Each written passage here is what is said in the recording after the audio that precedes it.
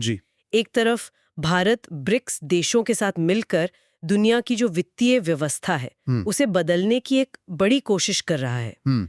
दूसरी तरफ हम देश के भीतर ही एक बहुत पुराने दुश्मन मतलब मलेरिया के मच्छर से अपनी लड़ाई के आखिरी दौर में है। बिल्कुल। और तीसरी कहानी हमें दुनिया के दूसरे कोने में ले जाती है जहां ग्रीनलैंड की बर्फीली जमीन पर संसाधनों की एक नई जियोपॉलिटिकल जंग छिड़ गई है। तो चलिए एक एक करके इन परतों को खोलते हैं। ठीक है, तो चलिए इसे खोलते हैं।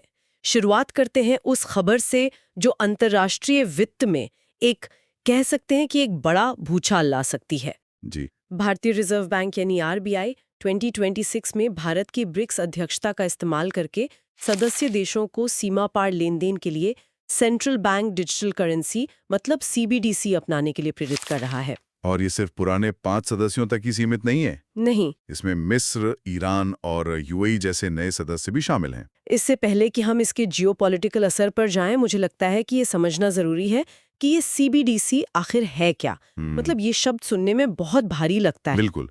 आसान भाषा में ये आरबीआई द्वारा जारी किया गया रुपया ही है। जी। लेकिन कागज के नोट या सिक्के के रूप में नहीं, बल्कि डिजिटल रूप में। आरबीआई इसे ई रुपए के नाम से कुछ जगहों पर शुरू भी कर चुका है। एक मिनट, मैं यहाँ थोड़ी उलझन में हूँ। मेरे फोन पर गूगल पे या यूपीआई भी तो डिजिटल ही है और मैंने बिटकॉइन के बारे में भी सुना है, वो भी डिजिटल है। तो ये ई रुपया असल में इन दोनों से अलग कैसे है? ये बहुत अच्छा सवाल है, क्योंकि यही ज्यादातर लोग कंफ्यूज होते हैं।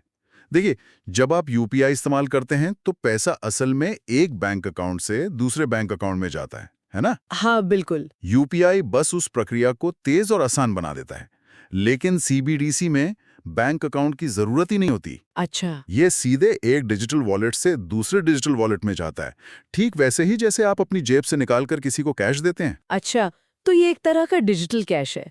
और बिटकॉइन से कैसे अलग हुआ फिर? जमीन आसमान का फर्क है। देखिए, बिटकॉइन विकेंद्रीकृत है, मतलब उसे कोई एक संस्था या सरकार कंट्रोल नहीं करती। उसकी कीमत भी मांग और आपूर्ति के हिसाब से घटती बढ़ती रहती है। लेकिन सीबीडीसी यानी ई रुपया, वो पूरी तरह से आरबीआई के कंट्रोल में होगा। और कीमत? और सबसे जरूरी बात, एक ही रुपए की कीमत हमेशा 1 रुपए के बराबर ही रहेगी। ये कोई सट्टेबाजी की चीज नहीं है, ये असली मुद्रा है। समझ गई। अब आते हैं इसके सबसे दिलचस्प पहलू पर।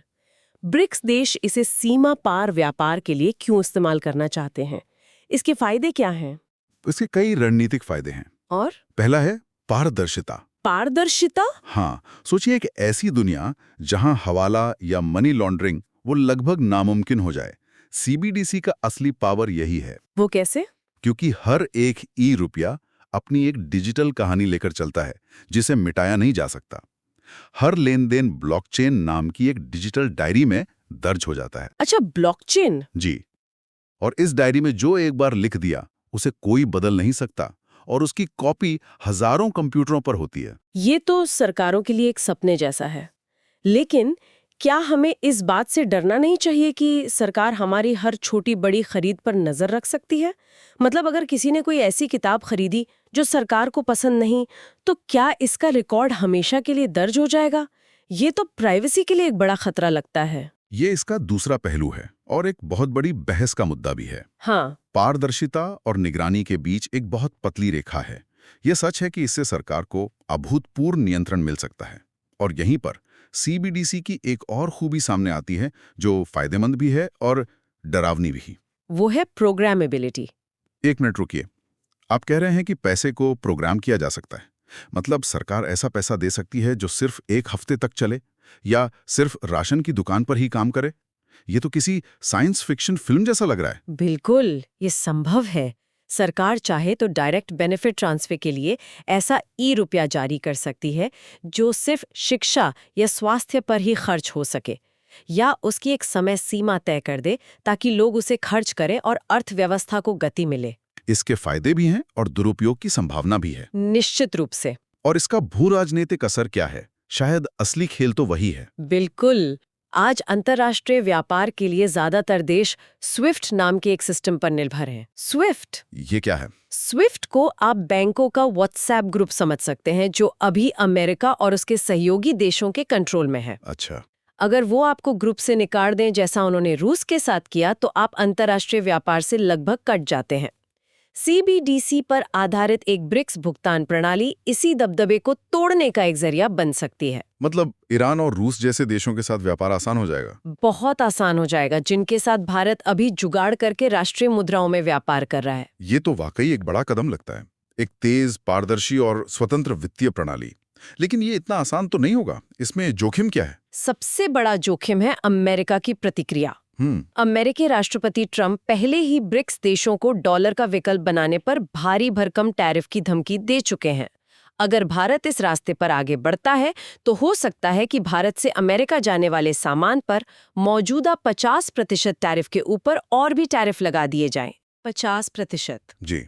ये भारत की अर्थव्यवस्था के लिए एक बड़ा झटका हो सकता है।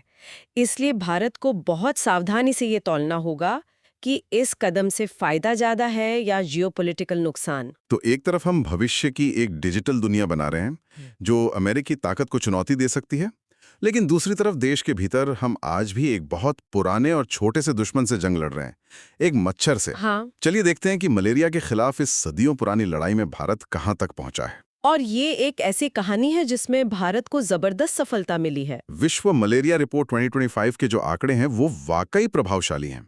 क्या कहते हैं आंकड़े? 2015 से 2023 के बीच भारत में मलेरिया के मामलों में लगभग 80% की कमी आई है। ये कोई छोटी मोटी उपलब्धि नहीं है। 80%? जी। तो ये तो कमाल है।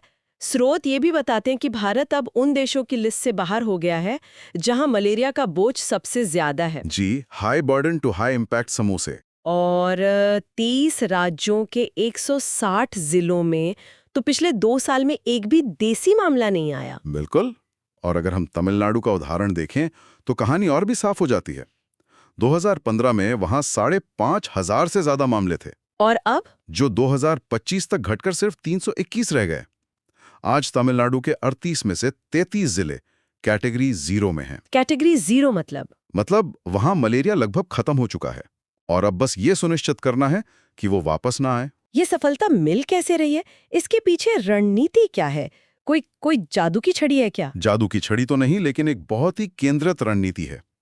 भारत सरकार ने टेस्टिंग, ट्रीटिंग और ट्रैकिंग यानी परीक्षण, उपचार और निगरानी पर पूरा जोर दिया है। अच्छा। अब सिर्फ मरीज के अस्पताल आने का इंतजार नहीं किया जाता, बल्कि स्वास्थ्यकर्मी खुद समुदायों में जाकर जांच करते हैं और वेक्टर नियंत्रण यानी मच्छरों को पनपने से रोकने के उपायों को बड़े पैमाने पर लागू किया गया है। जैसे असम में फॉगिंग वगैरह? हाँ, जैसे असम के बाढ़ प्रभावित इलाकों में फॉगिंग करना। ये सब सुनने में बहुत अच्छा लगता है, लेकिन 80% की कमी एक बात है और आखिरी 20% को खत्म करके 0 मलेरिया का लक्ष्य हासिल करना दूसरी। आखिरी मील की दौड़ हमेशा सबसे मुश्किल होती है। तो अब हमारे सामने क्या चुनौतियां हैं? यहीं पर कहानी दिलचस्प हो जाती है। सफलता के बावजूद चुनौतियां बहुत बड़ी और जटिल हैं। पहली है शहरी मलेरिया। शहरी मलेरिया? जी, विशेषज्ञों का कहना है कि चेन्नई जैसे बड़े शहरों में तेजी से होता निर्माण और अपार्टमेंट कॉम्प्लेक्स में पानी का जमाव एक नया सिरदर्द बन गया है। तो क्या इसका मतलब यह है कि अमीरों के अपार्टमेंट कॉम्प्लेक्स में रखे फैंसी फाउंटेन या स्विमिंग पूल भी मच्छरों के अड्डे बन रहे हैं? ये तो एक बिल्कुल अलग तरह की चुनौती है। आपने बिल्कुल सही पकड़ा। ये एक ऐसी समस्या है जिसमें सिर्फ सरकार नहीं बल्कि लोगों की अपनी जिम्मेदारी, व्यक्तिगत और सामुदायिक भागीदारी बहुत जरूरी है। और दूसरी चुनौती? से मजदूर काम के लिए तमिलनाडु जैसे कम मामलों वाले राज्यों में आते हैं तो वो अपने साथ बीमारी वापस लाने का खतरा पैदा करते हैं। अच्छा, तो उनकी निगरानी करनी पड़ती होगी। जी, प्रवासी श्रमिकों की गहन निगरानी बहुत जरूरी है। और क्या कोई वैज्ञानिक चुनौतियां भी हैं, जैसे वायरस का रूप बदलना या दवाओं का बेअसर होना? हाँ, 2 बड़ी वैज्ञानिक चुनौतियां हैं। एक है प्लाज्मोडियम वाइवेक्स नाम का मलेरिया परजीवी। ओके। ये इस क्षेत्र के लगभग 2/3 मामलों के लिए जिम्मेदार है और इसका इलाज ज्यादा मुश्किल होता है, जो उन्मूलन के प्रयासों को धीमा कर देता है। और दूसरी, जो शायद सबसे बड़ी वैश्विक चिंता है, वो है मलेरिया रोधी दवाओं का बेअसर होना, मतलब ड्रग रेजिस्टेंस। अच्छा। मच्छर और परजीवी धीरे धीरे दवाओं के प्रति प्रतिरोधी होते जा रहे हैं। अगर हमारी दवाएं ही काम करना बंद कर देंगी तो हम वापस वहीं पहुंच जाएंगे जहां से शुरू हुए थे। और एक बात जो स्रोत में एक वायरोलॉजिस्ट ने कही, वो मुझे बहुत महत्वपूर्ण लगी, डेटा की सटीकता। बिल्कुल, वरिष्ठ वायरोलॉजिस्ट टी जेकब जॉन ने इस पर बहुत जोर दिया है। उनका कहना है कि अगर हमें सच में मलेरिया को खत्म करना है तो हमें एक एक मामले का सटीक हिसाब रखना होगा। इसके लिए ये अनिवार्य किया जाना चाहिए कि निजी डॉक्टर भी मलेरिया के हर संदिग्ध मामले की रिपोर्ट सरकार को करें, ताकि कोई भी मामला हमारी नजरों से ओझल ना हो। मलेरिया के खिलाफ ये लड़ाई दिखाती है कि कैसे एक देश अपने संसाधनों को एक साझा लक्ष्य के लिए इस्तेमाल कर सकता है। लेकिन क्या होता है जब राष्ट्रीय हित लोगों के स्वास्थ्य के बारे में कम और जमीन और संसाधनों पर कब्जे के बारे में ज्यादा हो? यह हमें हमारी तीसरी कहानी की ओर ले जाता है, जो ग्रीनलैंड की बर्फीली जमीन पर खेले जा रहे एक शक्ति के खेल के बारे में है। और ये एक ऐसी कहानी है जो सीधे सीधे 19वीं सदी के साम्राज्यवाद की याद दिलाती है, लेकिन 21वीं सदी के चोले में। कैसे? तक कि सैन्य बल के इस्तेमाल की धमकियां भी दी जा रही हैं। ये सुनने में ही अजीब लगता है। कोई देश दूसरे देश के हिस्से को खरीदने की धमकी कैसे दे सकता है? और इसके पीछे आधिकारिक कारण क्या बताया जा रहा है? आधिकारिक कारण है राष्ट्रीय सुरक्षा। ट्रंप प्रशासन का दावा है कि आर्कटिक क्षेत्र में रूस और चीन का प्रभाव बढ़ रहा है, इसलिए अमेरिका के लिए ग्रीनलैंड पर नियंत्रण जरूरी है। लेकिन ये तर्क थोड़ा खोखला लगता है। खोखला क्यों? क्या अमेरिका के पास पहले से ही वहां अपनी सैन्य उपस्थिति बढ़ाने का अधिकार नहीं है? बिल्कुल। 1951 की अमेरिका डेनमार्क संधि के तहत अमेरिका जब चाहे ग्रीनलैंड में अपनी सैन्य उपस्थिति बढ़ा सकता है। शीत युद्ध के दौरान वहां लगभग 10,000 अमेरिकी सैनिक थे। और आज सिर्फ 200 के करीब हैं। अगर सुरक्षा ही चिंता होती तो अमेरिका आसानी से वहां और सैनिक भेज सकता था। इसके लिए पूरे द्वीप को हासिल करने की जरूरत नहीं है। तो फिर असली कहानी क्या है? हमेशा की तरह क्या ये पैसे और संसाधनों के बारे में है? ऐसा ही लगता है। असली वजह है ग्रीनलैंड की बर्फ के नीचे दबे प्राकृतिक संसाधन। तेल और गैस? वहां तेल और प्राकृतिक गैस के विशाल भंडार होने की संभावना है, लेकिन उससे भी ज्यादा कीमती हैं वहां मौजूद खनिज। यूरोपीय आयोग ने 34 खनिजों को महत्वपूर्ण कच्चा माल माना है और उनमें से 25 ग्रीनलैंड में मौजूद हैं। कौन से खनिज और ये इतने महत्वपूर्ण क्यों हैं? इनमें ग्रेफाइट, टाइटेनियम और कई रेयर अर्थ एलिमेंट्स शामिल हैं। ये वो चीजें हैं जिनके बिना आज की दुनिया नहीं चल सकती। आपके स्मार्टफोन से लेकर इलेक्ट्रिक कारों की बैटरी और लड़ाकू विमानों के इंजन तक, सब कुछ इन्हीं खनिजों पर निर्भर है।